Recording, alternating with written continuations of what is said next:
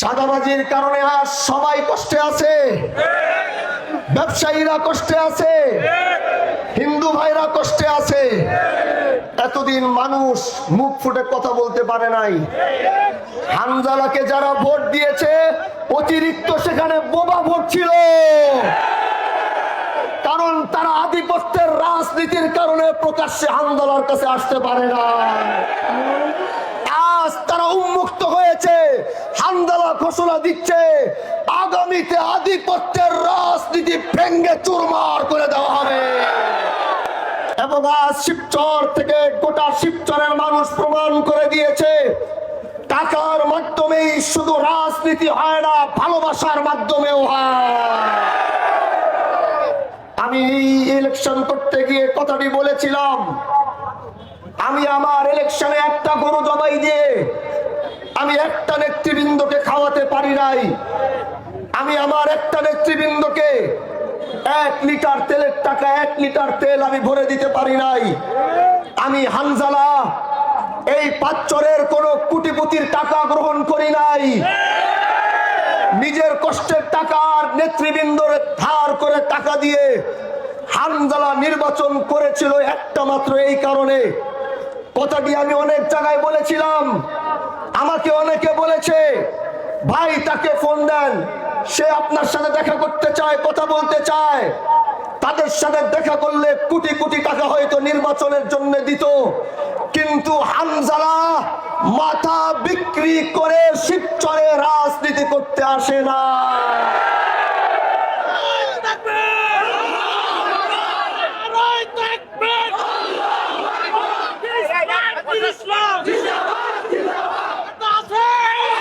ভাই আমার, ও ভাই আমার, যদি আমি সেই টাকাগুলো গ্রহণ করতাম, আমি যদি সেই টাকাগুলো গ্রহণ করতাম, আমি সেই টাকা গ্রহণ করলে আজ আল্লাহ নির্বাচিত করেছে, সেই টাকা যদি আমার পকেটে ঢুকতো, তাহলে সেই টাকা গ্রহণ করার পরে ইনসাফের রাজনীতি আমার পক্ষে সম্ভব ছিল না।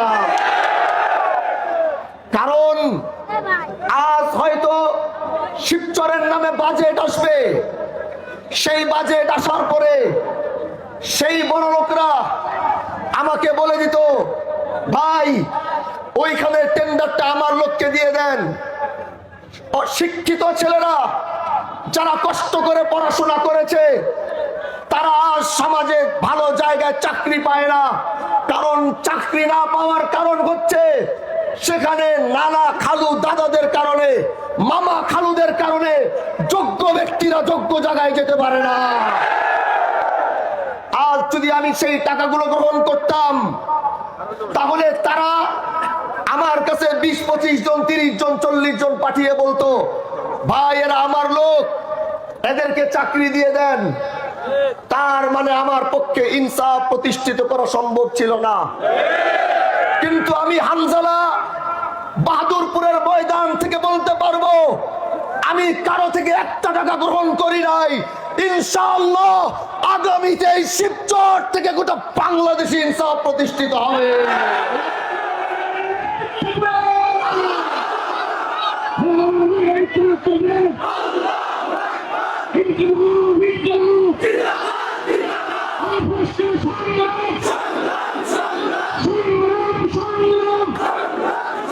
বন্ধু আমার,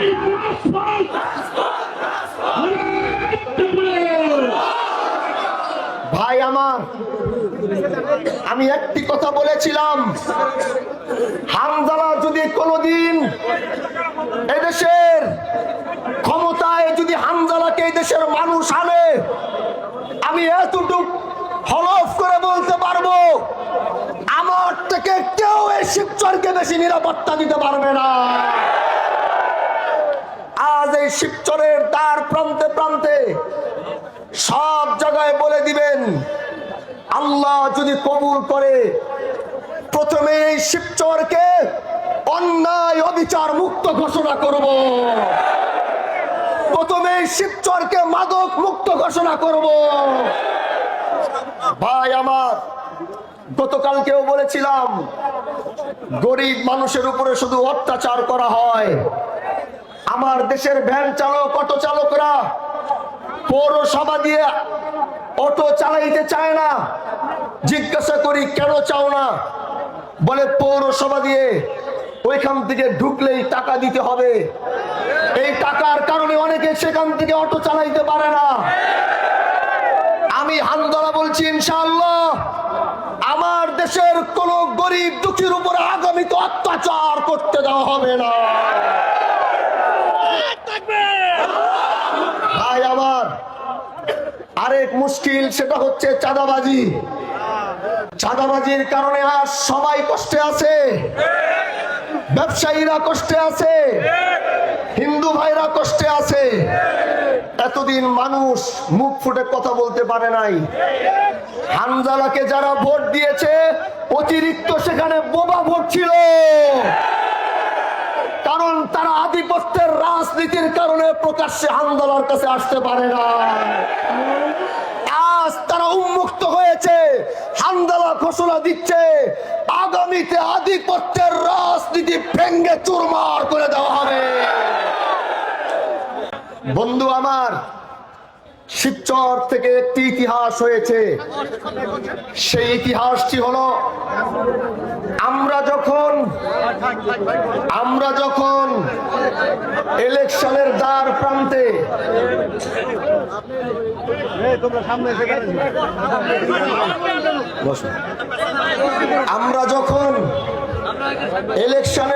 প্রান্তে চলে আসলাম, সেই মুহূর্তে এদেশের মানুষ, এদেশের এক দল, তারা মনে করেছিল আরেক দলের ভোট নিয়ে তারা ক্ষমতায় চলে যাবে। ভাই আমার, সেটাই শিবচরের স্বাধীনতার 54 বছরের পর শিবচরের মানুষ প্রমাণ করে দিয়েছে, আমরা নেতার কারণে আগামীতে আর ভোট দিব না। তারা নিজের ভোট নিজেরা দেওয়া শিখে গিয়েছে। ভাই আমার, আমি হামজালা কতদিন বাঁচবো জানি না, কিন্তু আমি মরে গেল এদেশের মানুষ হামজালাকে মনে রাখবে। যেই ভালোবাসা হামজালা পেয়েছে, হামজালার হাতটা ধরার জন্য মানুষ যেমন পাগল হয়ে যায়, হামজালার এই বুকের সাথে বুকটা লাগানোর জন্য মানুষ যেমন পাগল হয়ে যায়,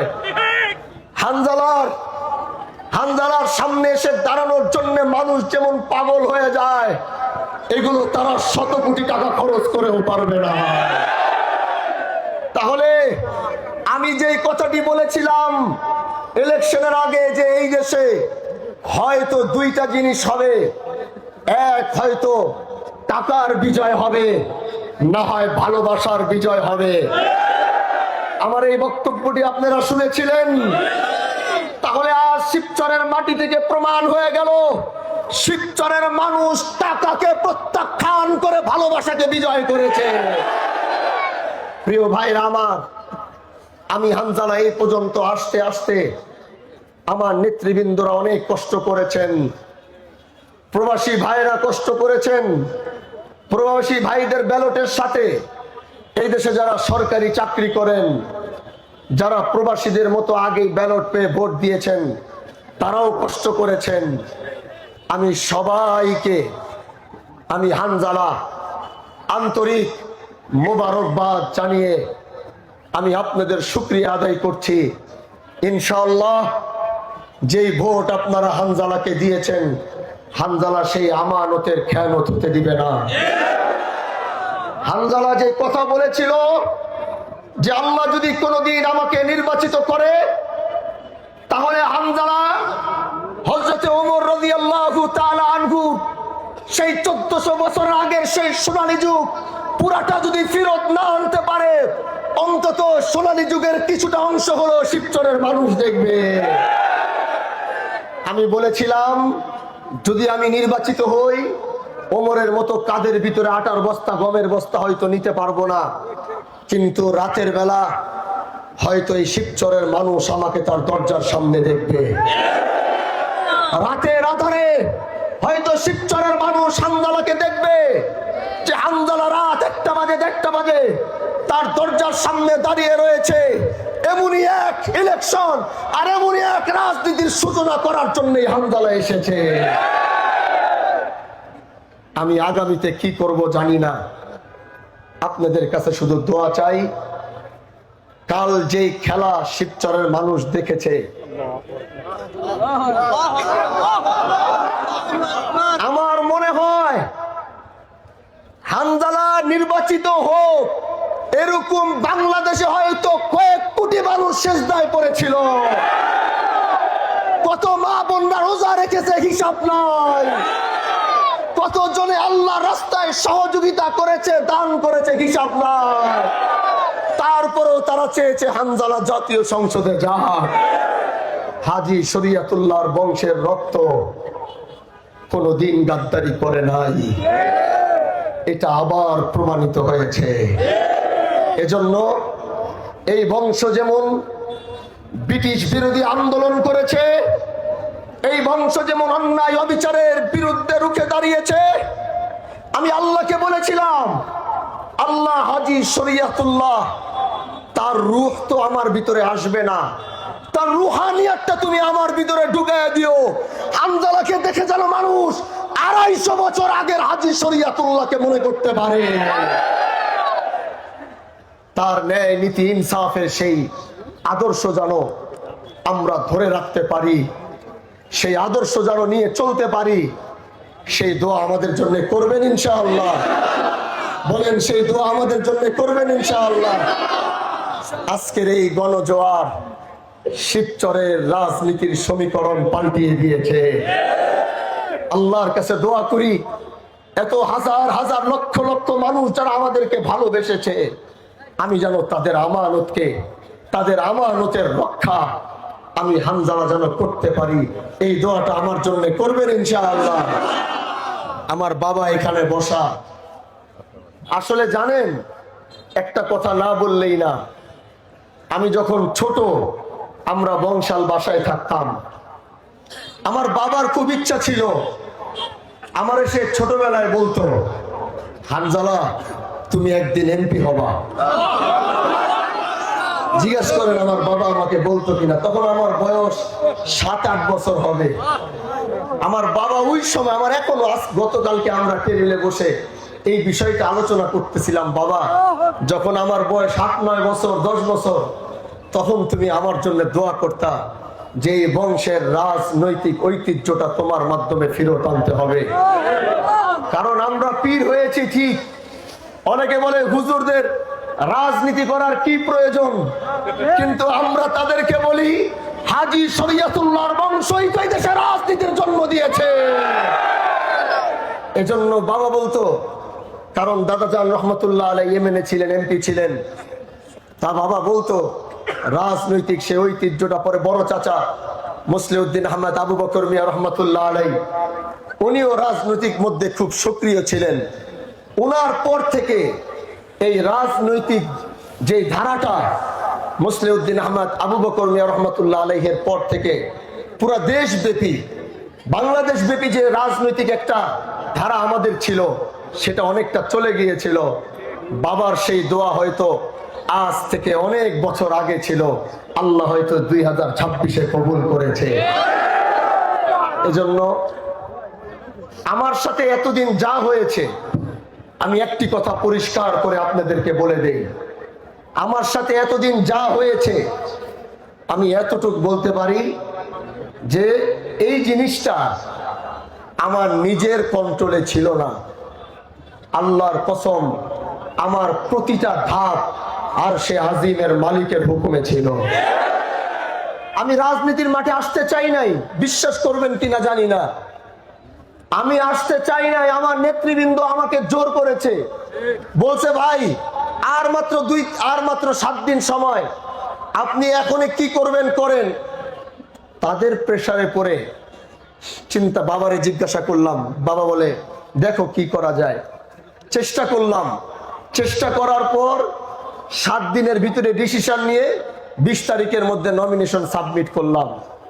তারপরে এই সাবমিট করার পরে 10-11 দলীয় জোটের এই জোটের প্রার্থী আমি হব কি হব না এটা নিয়ে বিশাল গঞ্জাম করতে করতে গত মাসের 20 তারিখে এসে ঘোষণা হলো, 22 তারিখে ঘোষণা হলো, আমি 10 দল থেকে পেয়েছি। যদি 22 তারিখে ঘোষণা হয় তাহলে গতকালকে পর্যন্ত কয়দিন ছিল? হ্যাঁ, 20 দিন। 20 দিনের মধ্যে 10 তারিখ পর্যন্ত প্রচারণা, তাহলে কয়দিন? 18 দিনে এই দেশের মানুষ শিবচরের রাজনীতির সমীকরণ পাল্টিয়ে দিয়েছে। মার্কা চিনাতেই তো মিয়া 1 বছর লাগে, কিন্তু এই রিকশার মার্কা আমার যুবক ভাইরা সবার কাছে চিনিয়েছে। ওরা এক একজন হানজালা হয়ে শিবচরের প্রতিটা বাড়িতে গিয়ে মার্কা চিনিয়েছে। প্রবাসী ভাইরা ভিডিওর মাধ্যমে, অনলাইনের মাধ্যমে মার্কা চিনিয়েছে। হাজার হাজার হানজালা তৈরি হয়েছে। আর বেশি লম্বা কথা বলবো না, আজকের মতো এখানেই বিদায় নিব। সবকিছু ঠিক থাকলে হয়তো 2-1-এর মধ্যেই শপথ গ্রহণ করব। সেই শপথ গ্রহণ করার পর হাজী শরীয়তুল্লাহর সন্তান যখন বাংলাদেশ জাতীয় সংসদে দাঁড়াবে, একটি কথা বলেছিলাম, গোটা সংসদ তাকিয়ে দেখবে সে কে। ইনশাআল্লাহ গোটা বাংলাদেশ দেখবে। বিরোধী দল হোক আর দলীয় প্রধান হোক, তারা দেখবে যে এই কথা কাকে বলে, তার সূত্র টান দিতে গিয়ে দেখবে ব্রিটিশ বিরোধী আন্দোলনের অগ্রনায়কের সন্তান তারা। আমরা শুধু শিবচর নিয়ে কথা বলতে চাই না, আমরা গোটা বাংলাদেশের পক্ষে কথা বলবো। আমরা গোটা বাংলাদেশের মুসলিমদের পক্ষে কথা বলবো।